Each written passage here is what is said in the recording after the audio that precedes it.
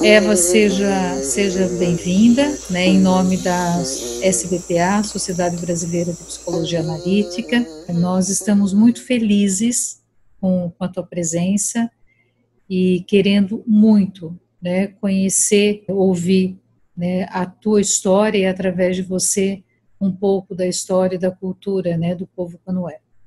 Então, seja muito bem-vinda, sinta-se em casa, né, uma pena que a gente não possa se abraçar, e de antemão eu quero te agradecer a generosidade, desde o início, quando nós começamos a conversar, a maneira como você se colocou à disposição, né, e eu espero que, de fato, né, que esse projeto, né, que se chama Raízes, que a SBPA está fazendo, que ele possa, de alguma maneira, contribuir, se somar às lutas e às tantas lutas que eu sei que você está envolvida e que tantas outras, né, pessoas e tantos outros indígenas e tantas etnias estão, né, estão envolvidos, e que a gente consiga, de fato, frear esse trabalho terrível, né, que o atual desgoverno tem feito, né, de uma forma muito mais incisiva.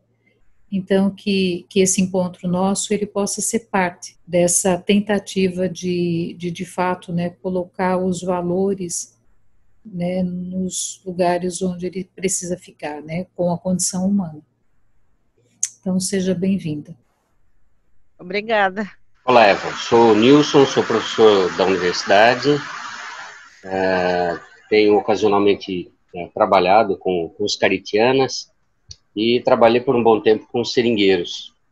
Conheço muito bem o Zé Maria, a gente tem uma amizade aí de uns quase 30 anos. Né? Já fizemos muitas investidas pela floresta. E eu sei do trabalho muito interessante, né, que começou aí no início dos anos 90, que foi o de aproximação, né, do movimento de seringueiros e do movimento indígena. Né? Passou aquele período, né, em que os seringalistas eles impunham uma relação muito dura, muito genocida, né, com as populações indígenas, escravizando, né, fazendo com que eles retirassem borracha, né, ou sendo dizimados. Né. O Zé Maria chegou a relatar em muitas ocasiões situações em que os donos de barracão juntavam, né, os mateiros para ir até as aldeias e matar o maior número de pessoas possíveis, enfim. Que bom que esse tempo fique cada vez mais distante. Mas, ao mesmo tempo, que pena que algumas práticas voltam, e ainda voltam pela mão do governo, né? Não é nem pela mão só de um madeireiro, só de um pecuarista, né? Só de um garimpeiro, mas volta pelas mãos do governo, né? Que freia, né, todo o sistema de acompanhamento, de multas, né, via IBAMA, enfim. E a gente sabe o quanto isso tem sido penoso para vocês, né? E penoso para a gente também, que procura conhecer e respeitar, né, os povos tradicionais. A tentativa desse trabalho é de permitir que pessoas como você e como muitos outros que são conhecidos da gente, mas não são conhecidos fora daqui, né, ou em determinados nichos, determinados lugares, tenham e possam usar desse espaço para dizer da vida de vocês, da luta de vocês, e também trazer um pouco dos ensinamentos que vocês carregam. Né? Eu acho que nós temos muito ainda que aprender para sermos civilizados, né? E a melhor forma de nós nos considerarmos civilizados é nos tornarmos cada vez mais indígenas. Né? Então, é essa expectativa. Se sinta acolhida e bem-vinda, e nós estamos aqui para lhe ouvir, para conversar com você. Bom, Nilson, eu agradeço essa oportunidade a você, a esse trabalho, a Beth, e é com muita alegria, né, que eu quero compartilhar um pouco da minha vivência aí com vocês, para que outras pessoas possam conhecer melhor a nossa realidade. Meu nome é Eva Canoé, O Canoé é o nome da etnia Canoé. Eu sou professora indígena, atualmente conselheira do CONDEF, COIAB, que é a Coordenação das Organizações Indígenas da Amazônia Brasileira, e o objetivo meu como conselheira é estar partilhando também com a nossa organização maior as situações vivenciadas em termos de políticas voltadas para a população indígena. Eu nasci no Rio Pacas Novos e cresci e constituí família na terra indígena Sagarana, no Rio Guaporé, onde atualmente vive a minha mãe, minhas irmãs e sobrinho, mas o meu povo Canoé, ele é originário do sul de Rondônia, lá de Corumbiara. E em 45, quando eles foram tirados à força, levados de lá para Ricardo Franco, segundo os relatos da minha avó, é que sobreviveram mais mulheres e pouco homens. E nessa luta de desafios, né, de violência contra os povos indígenas, a minha avó, ela sofreu muito porque ela foi separada do esposo, e a maioria das mulheres Canoé tiveram que contrair casamento com homens de outros povos para dar continuidade à sua existência. E isso aconteceu desde a geração da minha mãe e as atuais gerações de hoje, a partir da minha geração, e eu e minhas irmãs somos casadas com homens de outras etnias. E desde muito cedo eu não entendia porque minha avó tentava negar a identidade dela, Canoé. Ela dizia para mim que nós precisávamos nos tornar civilizadas. Tanto é que a minha avó nunca nos ensinou, né, a língua materna Canoé, que é considerada uma língua isolada no estado de Rondônia, que não tem parentesco com outras línguas. Minha avó não falava sobre isso, e antes, quando criança, eu não entendia o porquê. Só depois de adulta que eu passei a entender o porquê que minha avó se negava, ou negava a sua própria identidade. Era por causa da opressão que ela sofreu, e naquela época, todos nós sabemos que a história do Brasil é que os povos indígenas eram proibidos de falar a sua própria língua, que era conhecida como gíria, enquanto, na verdade, as línguas indígenas não são gírias, coisa nenhuma, são línguas maternas, são língua de um povo, que tem tanto valor quanto a língua portuguesa. E devido à retirada do meu povo, de lá da terra indígena deles, e trazido para o Alto Guaporé, durante muito tempo o povo Canoé ficou sem território tradicional, perdeu a língua materna, perdeu a maior parte da sua cultura e foi viver com outros povos. E eu, como já disse, né, eu nasci em outros povos, mas no meio de outros povos diferentes, porque Sagarana tem 8 povos diferentes. Mas uma coisa que sempre me chamou a atenção é que eu sempre valorizei a nossa história, o nosso jeito de ser, e desde cedo também eu aprendi que civilizados não são aqueles que têm tecnologia, mas civilizados, para mim, são aquelas pessoas que respeitam um ao outro. Essas pessoas, sim, são civilizadas, porque falar de uma civilização onde as pessoas matam, roubam, oprimem, destroem, isso não é civilização. E foi essa forma distorcida de civilização que a minha avó aprendeu, a minha mãe e tantas outras pessoas aprenderam, né? Essa forma de querer ser civilizados, negando sua própria identidade. E isso foi uma das maiores violações que todos os povos indígenas enfrentaram durante a colonização do Brasil, desde o início da invasão. E isso foi muito forte no meio do meu povo. Muitas mulheres Canoé foram levadas para outros lugares que nós não sabemos se essas pessoas estão vivas, se elas estão mortas, muito jovem. E hoje nós somamos mais de 300 pessoas, mas todas nós somos miscigenadas com outro povo. Canoé originário, que saiu lá da sua terra, ainda é viva, ainda tem a minha mãe, que hoje tem 75 anos, um primo dela, que é bem mais idoso do que ela, são 2 primos, e os irmãos delas já que nasceram aqui. Mas a maioria do nosso povo ficou dividido. Somos uma minoria, nós reconhecemos isso, somos uma minoria dentro do estado de Rondônia, e é claro que anos depois, apareceram um pequeno grupo de Canoé, em 95, tiveram contato, alguns sobreviventes que durante o tempo que minha avó foi levada junto com os outros para Ricardo Franco, ficaram uns fugitivos, e esses foram encontrados em 95, mas uma minoria de 4 pessoas somente. E desde então aí tem um território demarcado, que se chama Almerê, que fica nas proximidades de Corumbiara, no sul de Rondônia, e nós que já estávamos aqui, continuamos aqui desse lado, no rumo de Guajará-Mirim, e vários povos, né, que são os descendentes de Canoé, vivem em lugares diferentes. E então é uma situação, para mim, muito difícil, porque a minha avó viveu todo aquele preconceito junto com a família dela. Nós não aprendemos a falar a nossa língua materna. Eu não aprendi a falar a língua materna Canoé. Muita coisa da cultura se perderam. E hoje nós enfrentamos o preconceito por não sermos falantes da língua Canoé, por sermos falantes da língua portuguesa.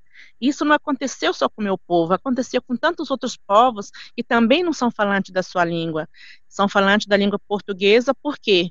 Porque foi uma imposição, e o povo não tem culpa dessa imposição, dessa violação, dessa falta de respeito que sempre teve por parte do governo em relação às populações indígenas. E a gente vê esse preconceito aí muito, muito, muito forte em vários lugares. E eu discordo desse preconceito, porque se vários povos, como o meu, perdeu a sua língua, é porque eles não tiveram oportunidade de ter esse direito reconhecido, de ter esse direito respeitado, e é por isso que eu não sou falante da língua Canoé. Eu aprendi a língua Tchapacura, mas também eu não falo fluentemente, porque a língua Tchapacura é a língua do grupo do meu marido, e eles são falantes dessa língua, e eles são especificamente daqui de Guajará-Mirim. Então, a gente enfrentou e enfrenta preconceito até hoje em relação a essa situação de não ser falante da língua, de não praticar várias atividades culturais do nosso povo, vários rituais que a gente perdeu. Mas tem uma coisa muito forte em mim, que é do meu povo, e essa eu jamais vou perder, que é algo que diz respeito a uma civilização de verdade, que é ser solidário com o outro, é saber partilhar com o outro. Isso a minha avó, ela vivenciou, eu vivenciei isso com minha avó, eu vivenciei isso com minha mãe, de saber partilhar, de saber dividir com o outro um pouco que você tem. Então isso para mim é muito importante, isso para mim é saber respeitar, é saber partilhar, é saber se doar com o outro. E não é só falar, mas praticar. E a minha mãe faz isso. Você não sai da casa da minha mãe de mãos vazias. Você sempre sai de lá com alguma coisa, nem que seja uma fruta, por mais simples que seja, mas você sai de lá com algo. Você não sai com as mãos abanando. Então aí é uma diferença muito grande em relação a isso. E é claro que hoje eu sinto falta de ter o meu povo. Eu gostaria muito de ter o meu povo, por ser, ter uma outra cultura, ter um outro jeito de se organizar, um outro jeito de viver, mas infelizmente eu não tive essa oportunidade. E por eu não ter essa oportunidade, é que desde muito cedo, dentro de mim, tive e tenho uma sede muito grande de lutar por justiça social, por igualdade, por respeito e por reconhecimento.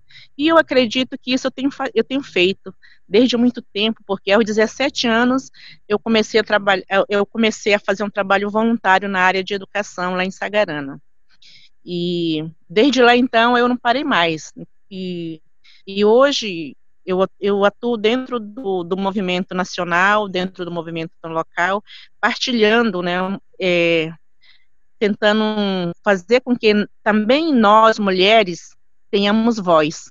Porque há um desafio também dentro do contexto cultural dos povos indígenas, que é sempre patriarcal, não é diferente da sociedade não indígena. E muitas vezes as mulheres indígenas ficaram sem vez e sem voz, sendo que todo o nosso processo de luta, até hoje, as mulheres indígenas participam. As mulheres indígenas têm dado sua contribuição, seja elas ficando em casa para cuidar das crianças, seja elas fazendo os trabalhos comunitários na roça, mas a mulher indígena, ela tem contribuído em todo o processo histórico dos povos indígenas brasileiros. E isso também faz uma diferença muito grande para mim, e é importante porque você está ali para ajudar, você está ali para partilhar, e levar informação para os nossos parentes, que nós podemos fazer diferente, por sermos povos diferentes, e nós podemos fazer a diferença respeitando uns aos outros, valorizando uns aos outros, e isso para mim é muito importante, mas sem esquecer sempre de um povo. Eu reconheço, eu sei que o meu povo é uma minoria aqui no estado de Rondônia, mas a gente tem uma história que não foi contada, de massacre, de sofrimento e tudo mais. Ainda em vida, minha avó tentou, depois que minha avó ficou doente, teve um professor, ele é do Rio de Janeiro, agora eu não tenho notícias dele, mas ele é da Universidade do Rio de Janeiro, Laércio Barcelar. Ele conseguiu ainda fazer um trabalho com minha avó, conseguiu editar algumas cartilhas na língua canoé, um pouquinho da escrita, mas ainda não foi o suficiente, né, porque por ela ser parte de uma língua isolada, sem semelhança a outras, a gente tem dificuldade para estudar e aprender a língua original do meu povo.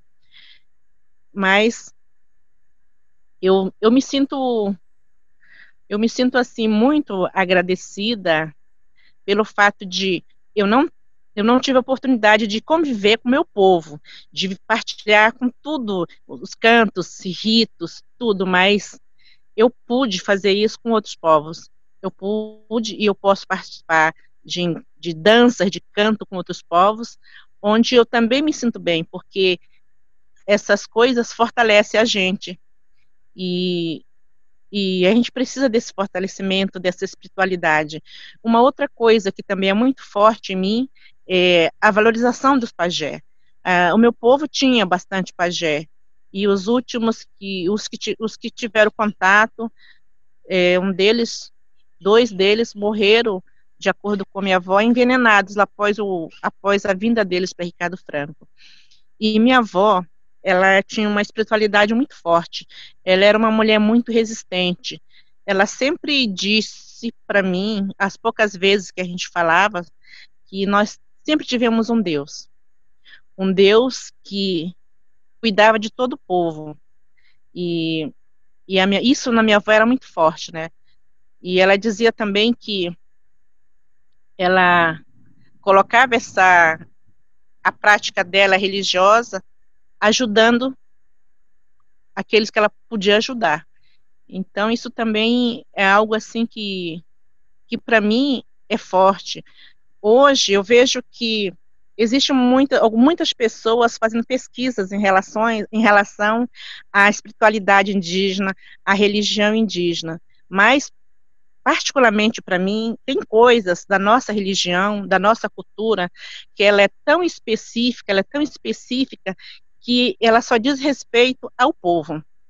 Ela diz respeito só àquele povo, porque a gente não não tem como expressar essa espiritualidade que existe dentro da gente. E a única forma de a gente reconhecer essa espiritualidade é a nossa resistência. Esse fato de a gente estar resistindo até hoje, para mim, essa espiritualidade que a gente herdou dos nossos ancestrais é que nos faz forte e nos faz ficar firme aqui diante dessa outra sociedade, diante de tanta opressão e de tanta luta, de tanto desrespeito. Isso nos fez permanecer e viver até hoje. Com todo esse desafio, com toda essa dificuldade, com todo esse preconceito, porque nós também enfrentamos preconceito de outros indígenas, pelo fato de não sermos falantes, e com aquele preconceito, né, jogado, iniciado pela própria sociedade não indígena, o fato de dizer que os indígenas que vivem na cidade não são mais índios. E eu penso totalmente o contrário.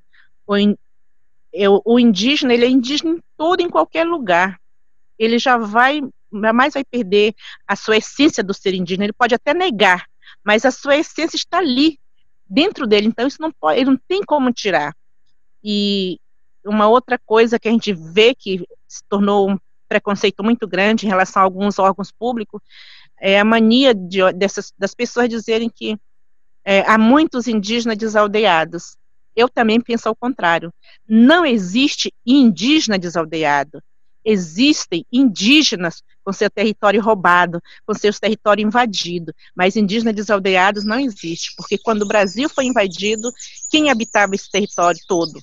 Eram os povos indígenas. Quem foi que invadiu, quem foi que tomou? Não foram os indígenas, foram os invasores. E por eles estarem armados com arma de fogo, é que eles dominaram vários povos e acabaram se apoderando do seu território. Isso aconteceu com o povo Canoé e aconteceu com vários outros povos. E é isso que eu gostaria que as pessoas entendessem, que nenhum povo, nenhum indígena deixa de ser indígena, e que a nossa cultura, independente de ela estar muito forte ou não, ela é parte da história de um povo e que ela precisa ser respeitada. Ela precisa ser valorizada e respeitada, porque não existe no mundo nenhuma cultura melhor do que a outra. Da mesma forma, não existe nenhuma língua melhor do que a outra. Todas elas têm o seu valor, todas elas são importantes. E todas precisam ser valorizadas, todas precisam ser respeitadas. E isso acontecendo vai ficar bem para todos, né? Infelizmente, isso não acontece no nosso país. Mas quem sabe um dia a gente trabalhando, a gente encontrando pessoa como você, Beth, como o Nilson e tantos outros que, de certa forma, procuram valorizar, procuram conhecer mais, e isso também tem nos ajudado a fortalecer esse processo histórico de cada povo.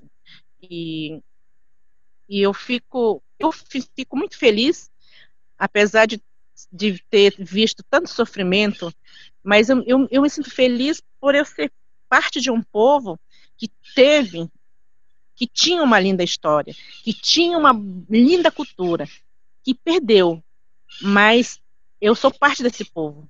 E por eu ser parte desse povo, é que eu estou na luta pela defesa dos nossos territórios, pela defesa dos nossos direitos, pela defesa de uma educação escolar indígena específica e de qualidade, porque ainda a sociedade não indígena confunde educação indígena e educação escolar indígena. E é diferente. Educação indígena é a educação que parte de geração para geração. E a educação escolar indígena é a educação que nós adquirimos ao longo desse processo de contato com a sociedade não indígena.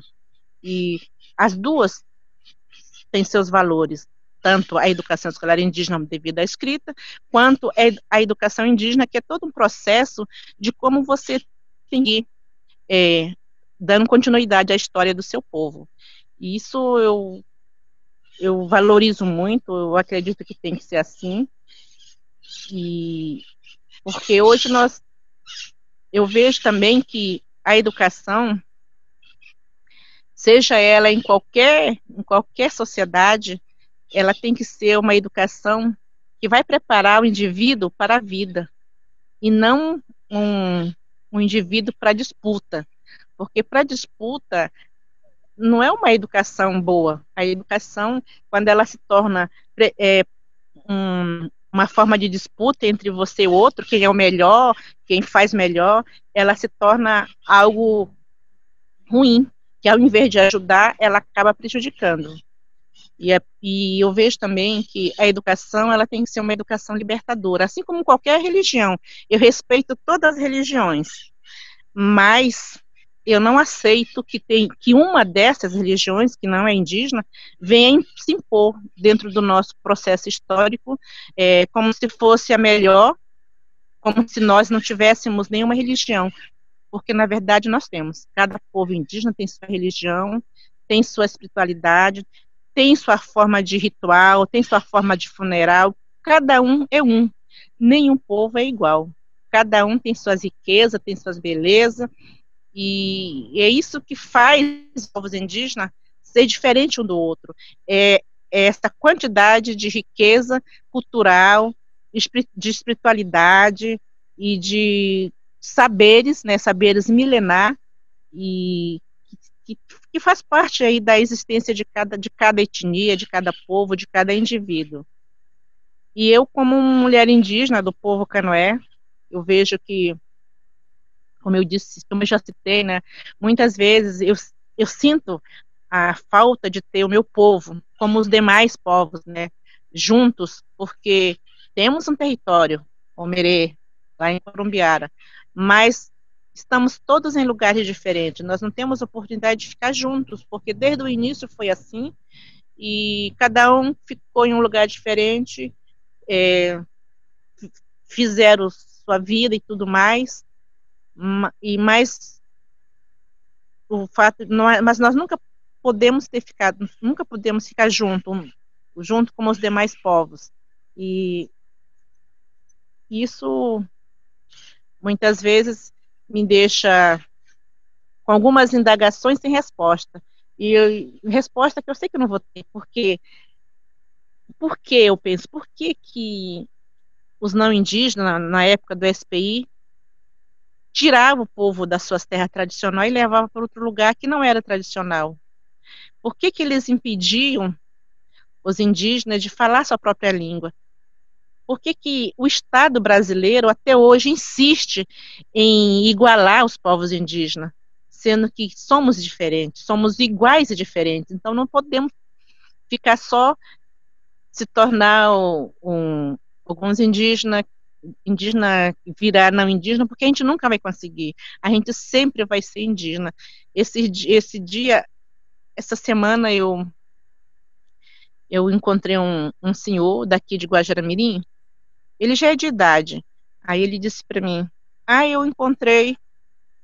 eu estava conversando com 2 índios, ele falou, um índio e um brasileiro. Eu olhei para ele e falei, mas que brasileiro? Ele disse, brasileiro porque ele não é índio.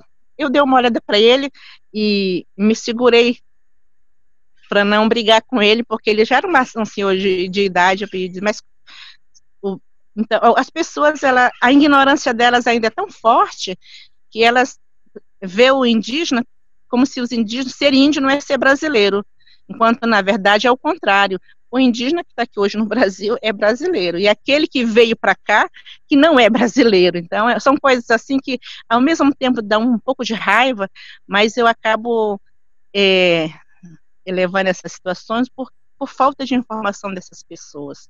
Quando é uma pessoa humilde, dá para você entender, mas quando é uma pessoa arrogante, aí é difícil, né? Se torna impossível você aceitar que uma pessoa que tem uma boa formação, que se acha que teve uma boa educação, tratar os indígenas ou qualquer outro povo com preconceito, com desrespeito, isso a gente não dá para aceitar essas coisas, não. E nesse processo histórico, a gente vive ainda hoje, passaram mais de 5 séculos, mas a história de violação, de desrespeito, de preconceito, ela continua avançando. E nós vivemos hoje uma pandemia de um vírus que é o inimigo invisível, mas há séculos nós vivemos uma pandemia de inimigos visíveis, que estão aí, estão no Congresso, estão na Câmara dos Deputados, estão no Senado, estão em vários lugares, sempre tentando prejudicar os direitos dos povos indígenas. Isso é muito ruim. E o tempo todo, desde de criança, eu venho observando que a gente não para um minuto de lutar. A gente luta a vida toda, a gente luta, a gente resiste para existir, porque se a gente não for resistente como indígena, a gente acaba sendo sufocado no meio de uma sociedade que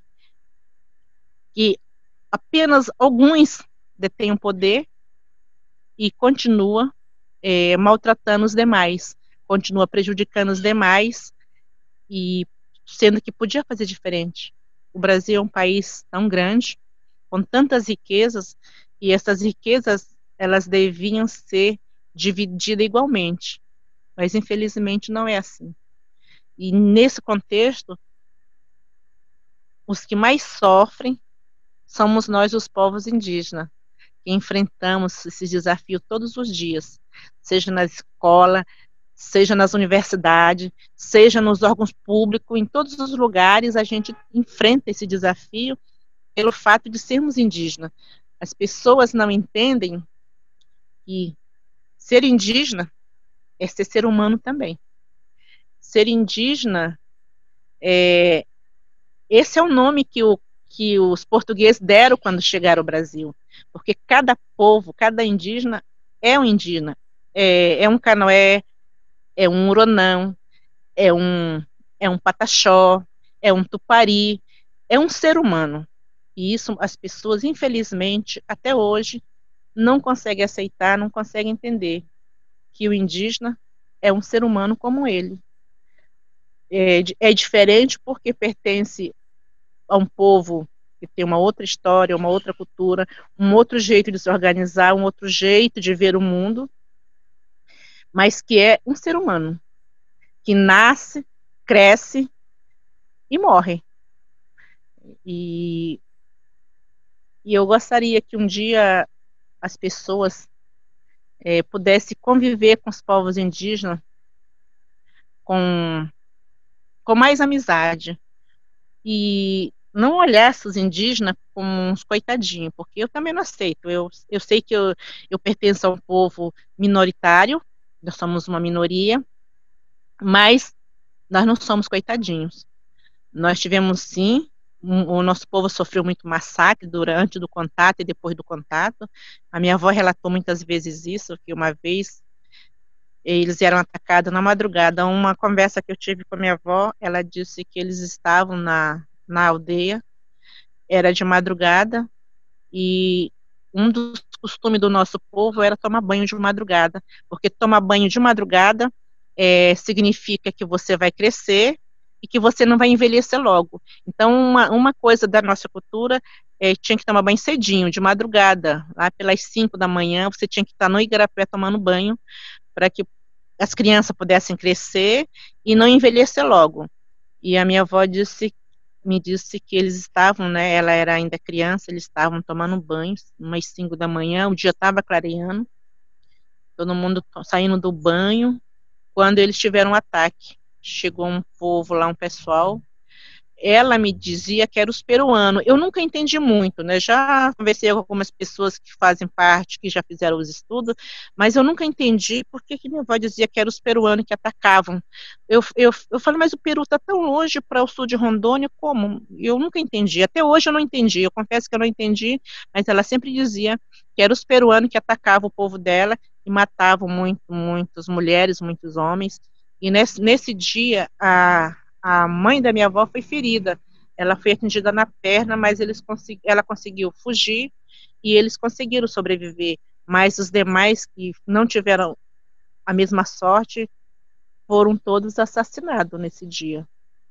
E antes de eles irem, foi antes de 45 que isso aconteceu. Então, algumas histórias muito tristes, né, de alguns fatos que minha avó vivenciou e que eu sou uma das netas que mais eu era mais curiosa e perguntava um pouco mais.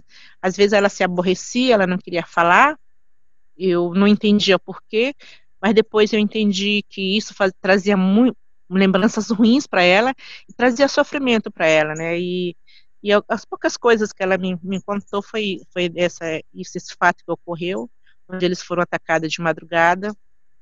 E depois, em 45, esse foi o ano que eu me surpreendi quando eu perguntei: em que ano, vó? Ela me respondeu: em 45. Aí isso me surpreendeu, foi um ano que ela se lembrou. E depois eles foram levados para Ricardo Franco. Depois de Ricardo Franco, a minha avó foi para Ribeirão, que é a terra indígena do povo Uruari. Como castigo, não sei bem o que aconteceu em Ricardo Franco, e como castigo eles eram levados de um lugar para outro.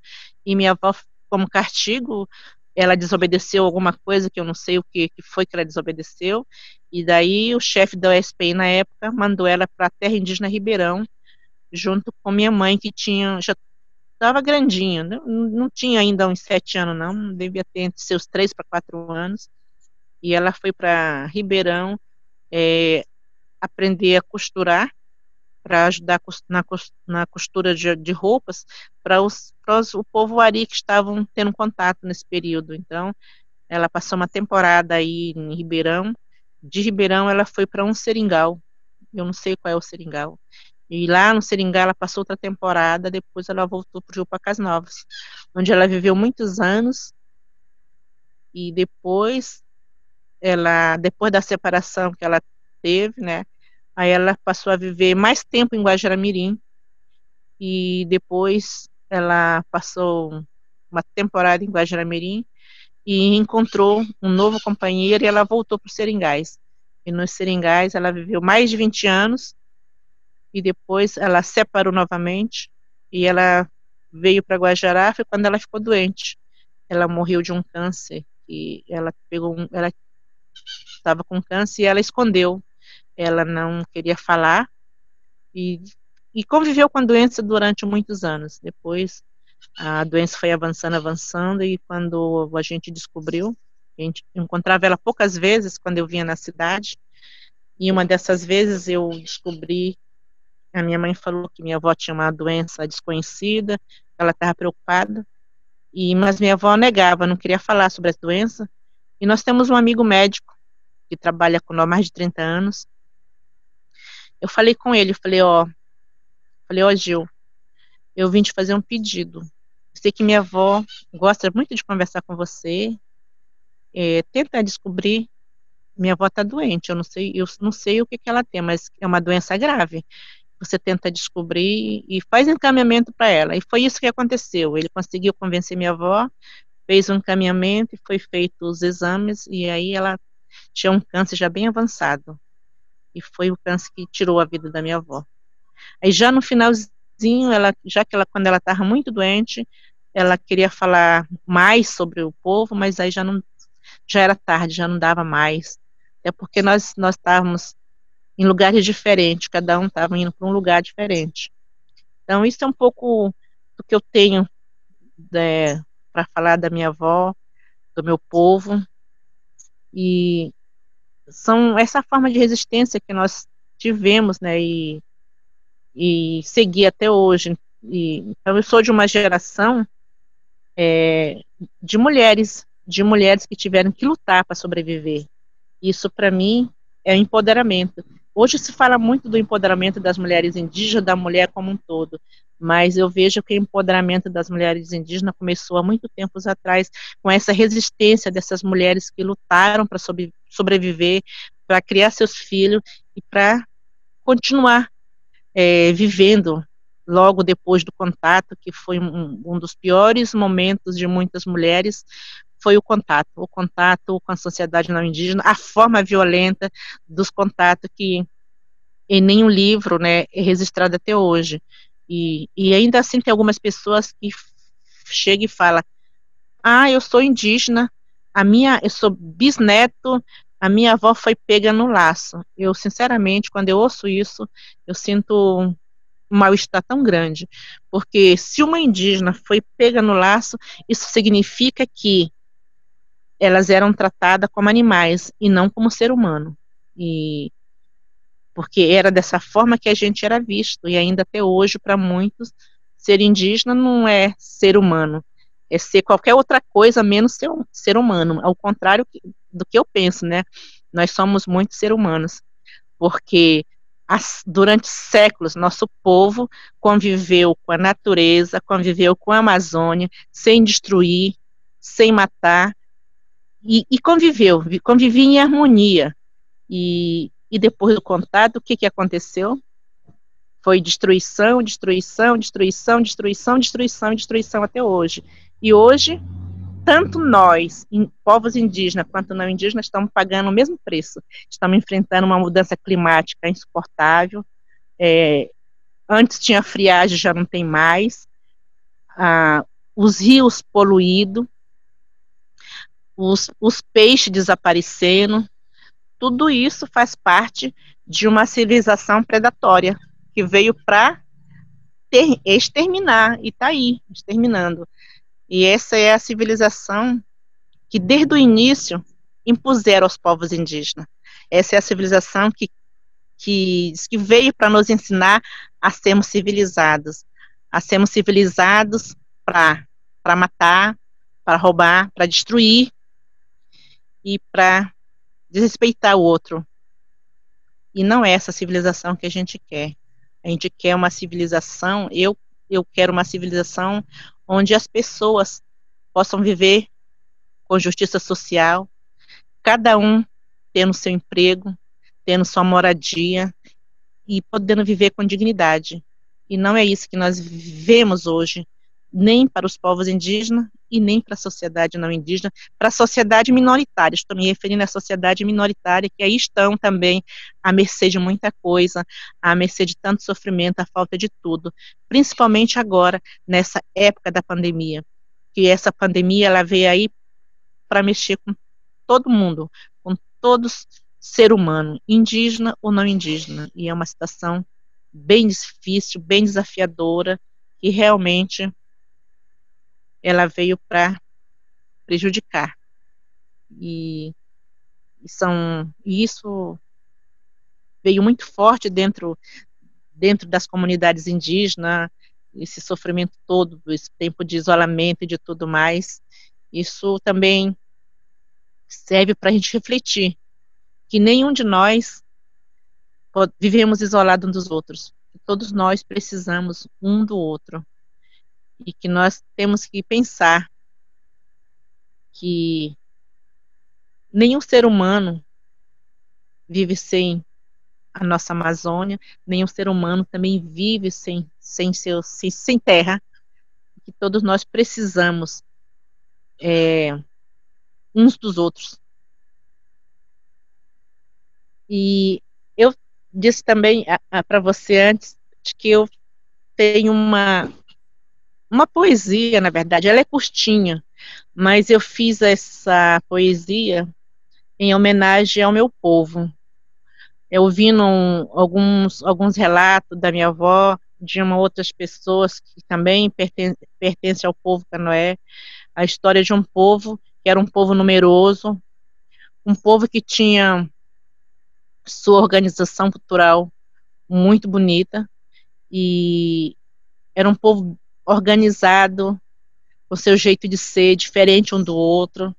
E isso me fortalece, quando eu paro e penso no meu povo, que tudo podia ser diferente se eles estivessem aqui, mas como eles não estão, eu estou aqui, eu posso fazer essa diferença, eu posso lutar por todos aqueles que não puderam lutar e por todas aquelas que estão lá nas comunidades sem ter essa oportunidade que eu estou tendo agora. E eu fiz essa poesia, ela é muito curtinha, mas eu vou partilhar com vocês, eu vou até ler aqui. O nome da poesia é Sou Canoé. Sou Canoé e me gabo da sorte, por ser descendente de uma raça tão forte. Sou filha de um povo valente, que ano atrás viviam contente. Porém o destino lhes foi tão cruel, e o Canoé do belo perfil, com seus sonhos dourados e o olhar tão gentil, foram devorados por esse Brasil. Porque essa é a realidade. Somos uma minoria por quê? Porque os outros foram mortos, foram assassinados e desapareceram, né? Tantos homens canoé, tantas mulheres canoé desapareceram. Uns foram vítimas das doenças da época e outros foram vítimas mesmo da própria crueldade do ser humano. E é por isso que eu fiz essa pequena homenagem, lembrando de todos aqueles que partiram, que eu não tive oportunidade de conhecer, mas que mesmo assim, de uma certa forma, eles continuam vivos em mim, e me fortalecendo, e me ajudando a ser essa pessoa que eu sou, com esses desafios, mas seguindo nessa caminhada, defendendo não só o meu povo, mas defendendo a coletividade, porque defender a coletividade é algo muito específico dos povos indígenas, é lutar pela coletividade, é pelo bem comum de todos, é viver bem, não é viver à custa dos outros, mas viver bem é ter o mínimo para nossa sobrevivência e podendo partilhar o pouco que nós temos com aquele que nada tem. Isso também é algo muito específico dos povos indígenas, de querer cuidar não só de si, mas do seu parente também, de cuidar do outro. Ou seja, cuidar de um todo, né? Cuidar de algo que é meu e é seu. E por ser meu e seu, é que precisa ser cuidado. Isso é muito forte também dentro de mim. É como se fosse uma chama acesa que o tempo não apaga. Que o tempo, enquanto mais o tempo passa, essa chama se torna mais forte.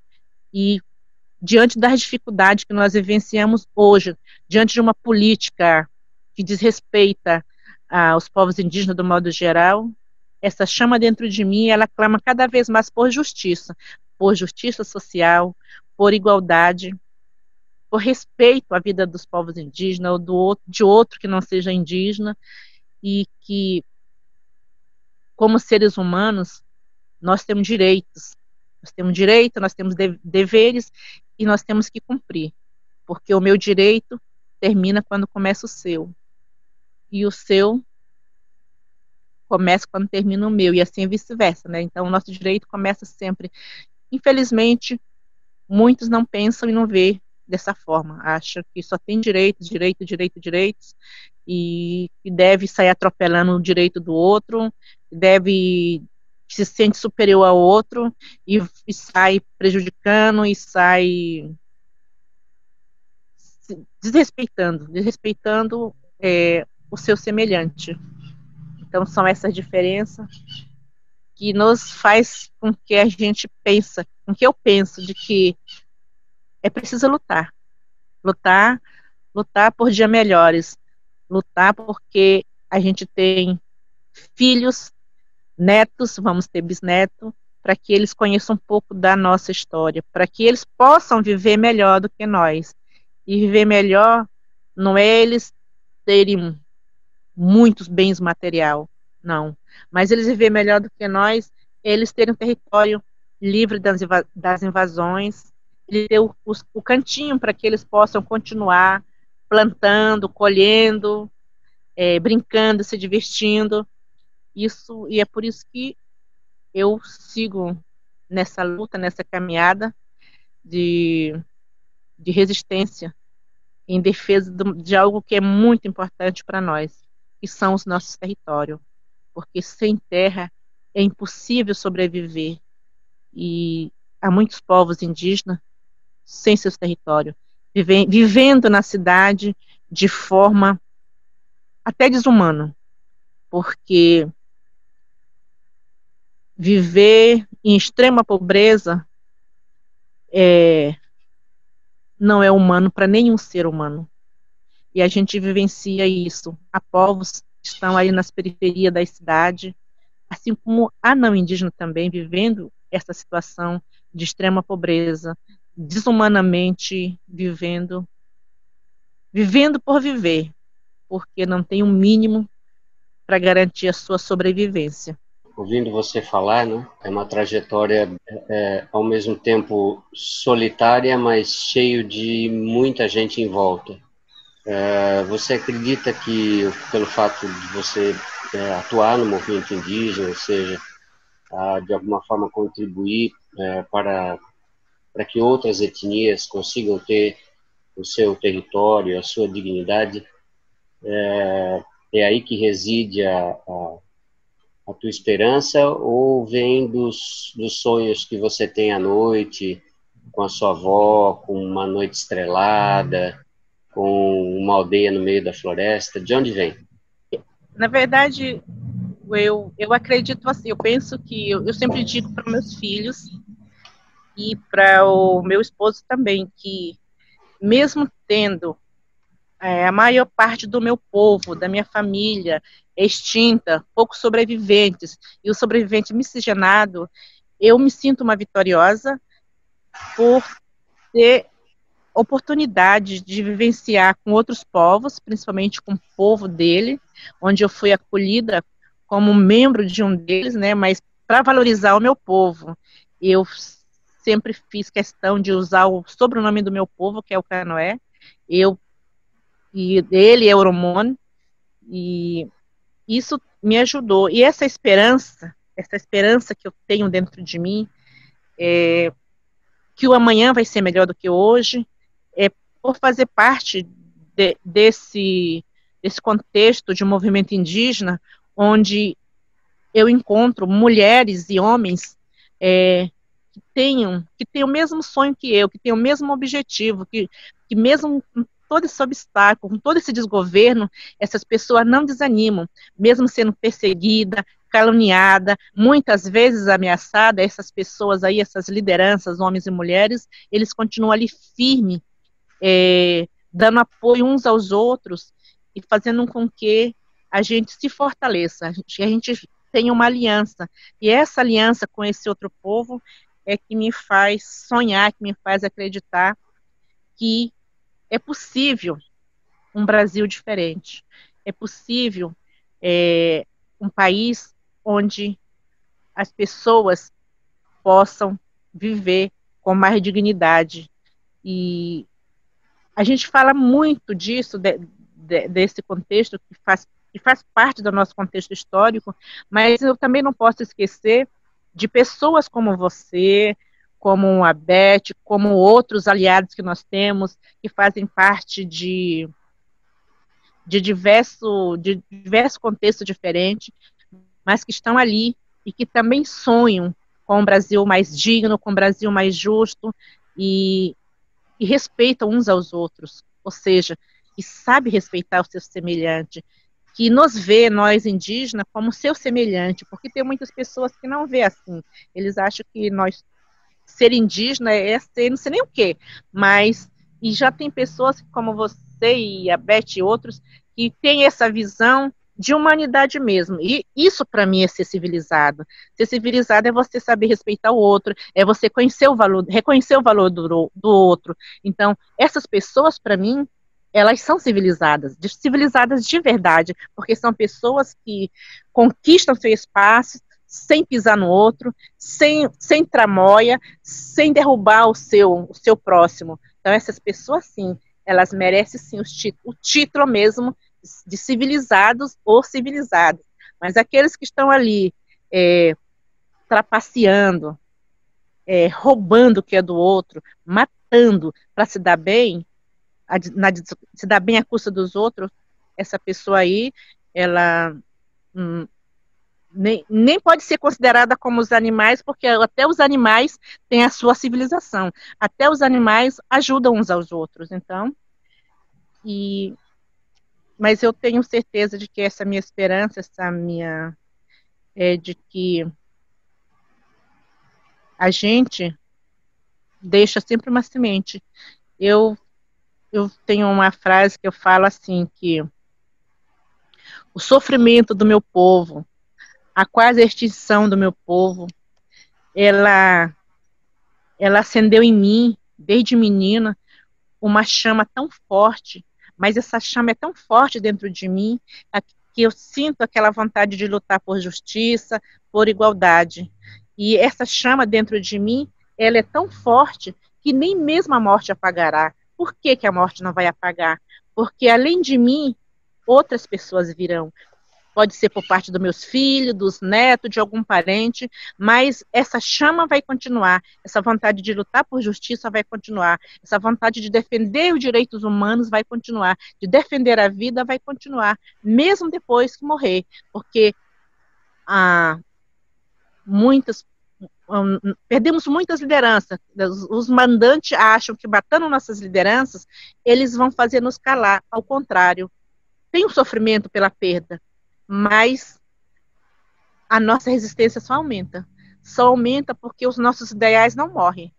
Eles permanecem vivos através de outras pessoas que vão seguir o nosso caminho, que vão seguir pela nossa meta, pelos nossos ideais. Então é por isso que eu acredito que mesmo após a morte, a gente vai continuar lutando, porque os nossos ideais terão continuidade através de outros que virão depois de nós.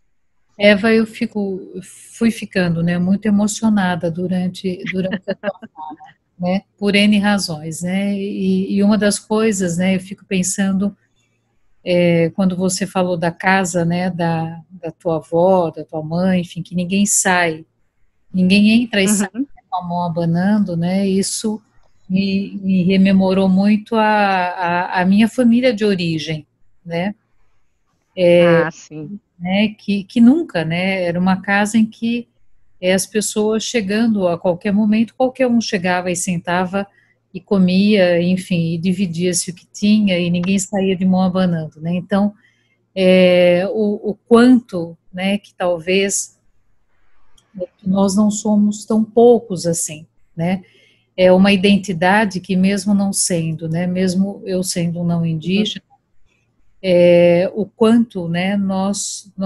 podemos, né, ter identidade e ter muito em comum, e o quanto nós somos, e não somos os únicos, né, nós somos em muitos, né, e quando eu olho, né, uma vez o Nilson fez um trabalho fotográfico, que chamava O Branco no Preto, né, era Povo, Poder do Branco no Preto, e aí foi um trabalho onde a gente via que tudo aquilo que era vinculado ao poder institucional era monocromático, era triste, né, e tudo aquilo que de fato que nos afeta e que a nossa esperança, que rememora a nossa esperança, é bonito, é colorido, é alegre, né, e acho que ao longo do tempo, né, quanta coisa difícil, né, eu fui ouvindo, eu fui te ouvindo e de fato fiquei muito emocionada, né, o quanto essa capacidade de esperança, né, eu acho que a luta é quando a gente não está só,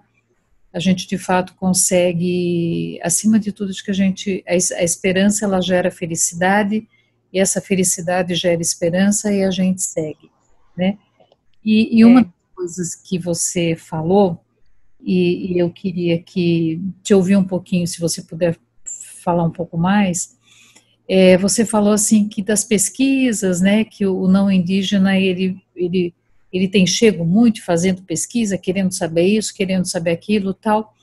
Na tua percepção, o que é que o não indígena começa a procurar no indígena, né? Quer dizer, acho que não é uma coisa, claro, de agora, mas é uma coisa que tem se intensificado, né?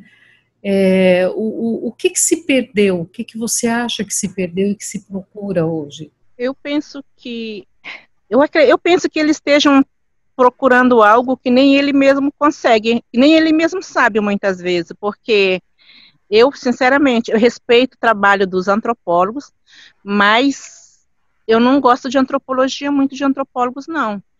Principalmente pelo fato de eles invadirem a privacidade dos povos indígenas, querendo descobrir algo que é individual, que é daquela pessoa, e eles ficam aí xeretando o que não deve, enquanto, na verdade, eu me pergunto, por que alguns pesquisadores não, não procuram descobrir na própria sociedade não indígena o porquê dessa ganância pelo poder, dessa ganância de querer sempre mais e mais e mais, se apoderar do que é do outro, e por que não tentar descobrir uma forma de fazer o próprio ser humano ser diferente na forma de respeitar o seu semelhante, de querer, de poder respeitar e conviver em harmonia, tendo o que é seu, mas deixando do outro, sem precisar tirar o que é do outro. E porque, seja nessa parte de religião,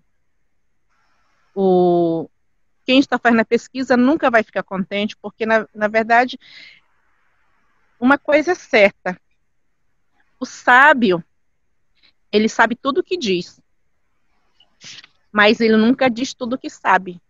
E na nossa espiritualidade indígena tem algo que jamais o pesquisador vai descobrir, porque é algo tão específico que a gente mesmo não tem como expressar essa especificidade.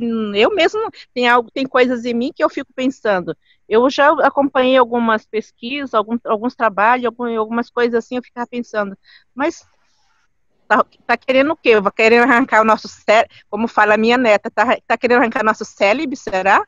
Para estudar mais? Só falta isso, porque as nossas plantas medicinais, já tem muita gente que já estudou, que já conseguiu, já patenteou, já fez tanta coisa, e a gente hoje tem que comprar os remédios.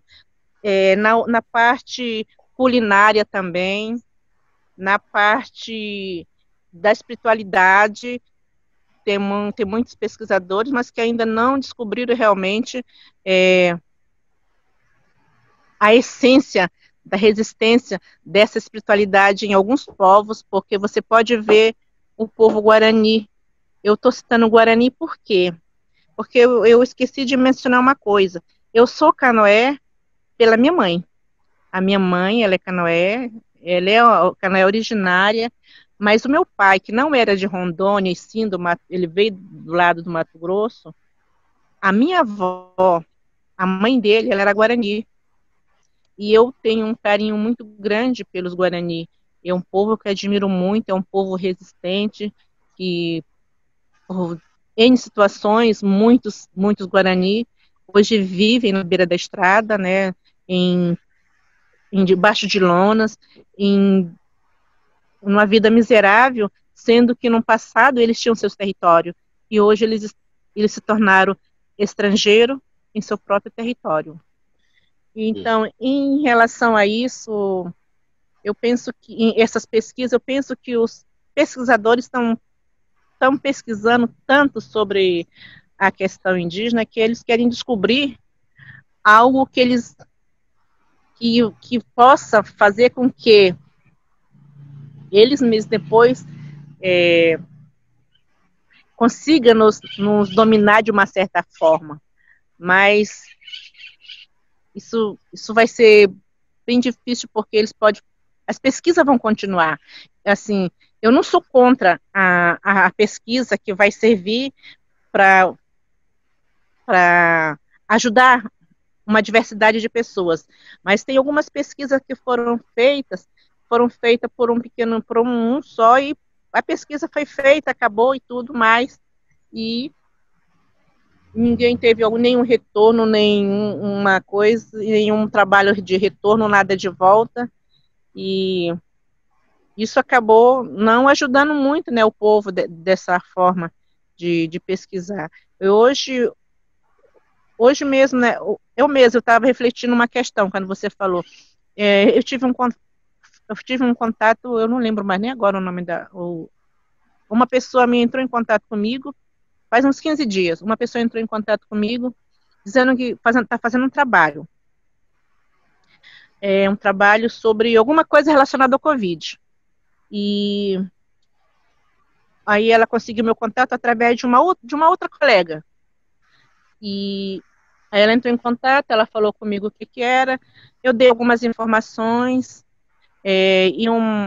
eu falei, e dei uma informação e falei sobre um funerário do povo do meu marido. Eu falei para ela que funerário do meu, a cerimônia de funerário do meu povo eu não conheço, mas do meu esposo eu conheço, né? Eu já participei de vários, são rituais muito específicos, são rituais assim muito fortes, muito específicos, onde o povo, eles têm um choro de lamentação. Nesse choro de lamentação, é um choro cantado, específico só desse povo, e nesse choro de lamentação, eles vão contando, falando do que o morto fez em vida. E eles têm um ritual, que eu não sei o nome do ritual, mas é um ritual de despedida, onde os familiares mais próximos do morto pegam o morto no colo e fazem tipo agora como que eu posso falar? Acho que tipo uma escada. Um vai embaixo, vai subindo, é uma forma de despedida, e isso é específico também desse povo. Aí eu comentei sobre esse ritual. Aí ela queria que eu a levasse para a aldeia para ela filmar esse ritual. Aí quando para filmar esse ritual é impossível. Eles não aceitam que filme, porque é um direito dele, eu também não concordo, porque é algo específico deles. E ela diz, ela queria que alguém mais idoso contasse. Meu sogro é um dos mais idosos. Eu falei, mas ele não vai falar sobre isso, principalmente para você que é desconhecida. Aí ela disse, mas você pode falar. Eu falei, não, eu não posso falar por eles de jeito nenhum, porque isso é dele, pertence a eles, e é só eles que pertencem. Mesmo eu convivendo no meio deles, eu não posso falar, sendo que eles não falam, então por que eu vou ter que falar se é algo específico deles? Então, é algo que precisa ser respeitado, e as pessoas, por curiosidade, eu não sei porquê, elas têm a mania de não respeitar, de ficar mais curiosa e correr mais atrás, enquanto, na verdade, essas pessoas elas devem se policiar e ver que elas precisam ser pesquisadas elas mesmas, se pesquisar a si mesmas, para ver até onde elas têm, para ver onde que tudo tem seu limite. E isso é muito sério, eu levo isso muito a sério, porque o ano passado, eu vou fazer parte do movimento nacional e também eu faço parte de um comitê Brasil-Bolívia, aqui, Guajará-Mirim, junto com o Instituto Madeira Vivo, o nosso comitê, que nós estávamos na campanha não, não a represa na Amazônia, e sim ela vida, é o nome da campanha que eu faço parte, e a gente teve um encontro lá na Bolívia, em La Paz, e eu fui como uma única brasileira indígena que eu fui para La Paz. E lá, em La Paz, nós encontramos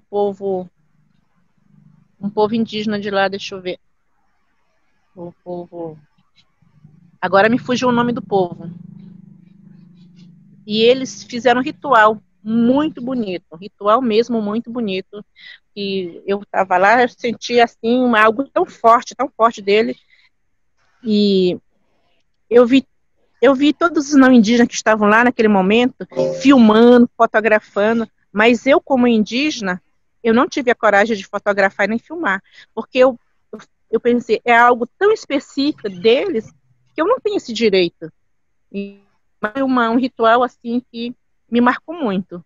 E eu não filmei, eu não fotografei em respeito a eles, porque assim como eu quero que respeite a especificidade dos meus rituais, eu tenho que saber respeitar a especificidade do ritual do outro.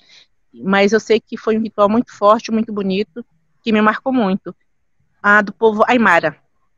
É um ritual da vida, alguma coisa relacionada à vida, onde tinha vários animaizinhos, várias coisas, fogo e tudo, mas eu não tive coragem de filmar, por ser específico daquele povo. E ali que está a resistência da espiritualidade.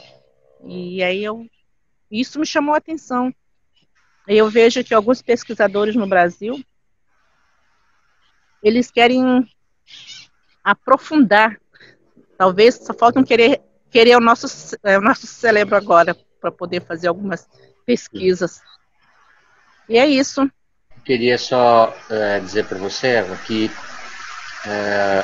nas ocasiões em que eu fui para a aldeia, sempre me chamou a atenção uma coisa. Sim.